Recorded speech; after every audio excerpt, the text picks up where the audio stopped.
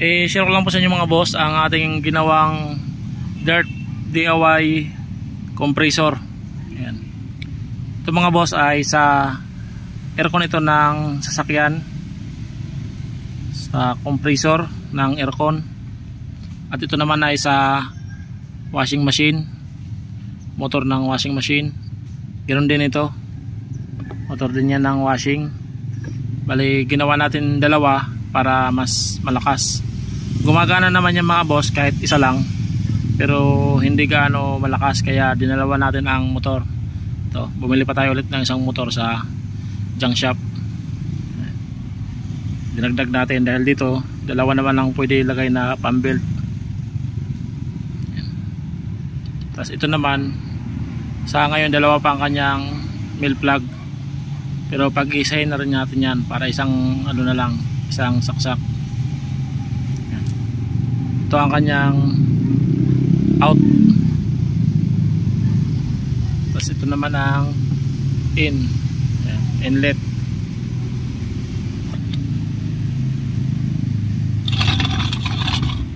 Mga boss, bildangan na lang natin dito. Ayan. Tapos ito naka-welding yan. Ito yung sa ano niya, clutch, yung sa pag open on mo na ang aircon, ito yung dumidikit, kaya mayroon yan ditong ano, wire. Yan yung switch para mag-engage itong clutch dito. Dahil ginawa natin air compressor, ayan, winelding natin para laging nakadikit.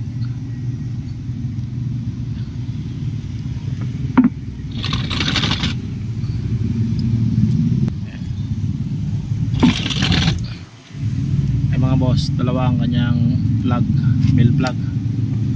Ayan, welding natin patan dito. Dito dalawa ang kanyang capacitor. Ito ang capacitor dito nito, at ito naman yun dito. Ayan. Dalawang washing machine motor.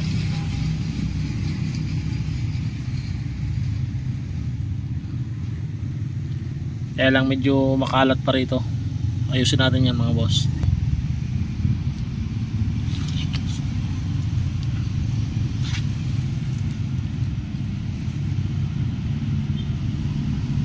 Dito mayroon siyang adjust, pwede adjust.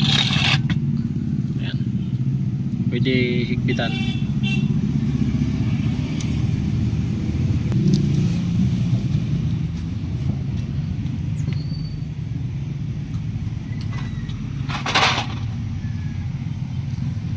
Testing natin mga boss ang ating dirt DIY compressor, air compressor. Ayan.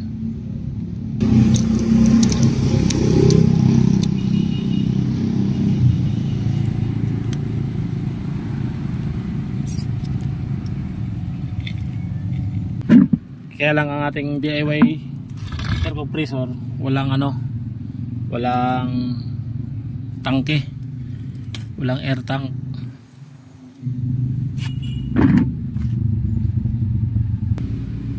Itong medyo may pintura dito yan. Ito naman dito sa isa. Ito muna na isa testing natin.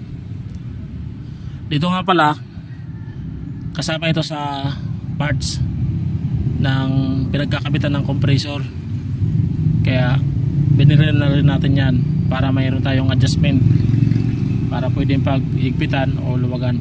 Pero ang adjust lang yan na yan, ganyan lang, hindi naman gaano mahigpit. Testing natin yung isa. Ayan, kung umikot lang yan doon sa taas, ayan, meron siya.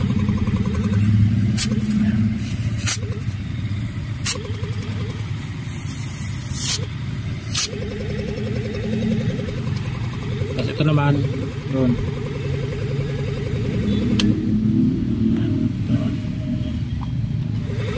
yun na naman lang umiikot.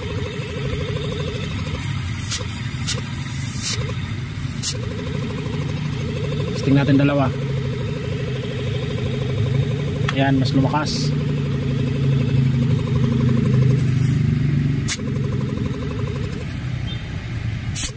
Ayan, mga boss. Wala nga lang tangke.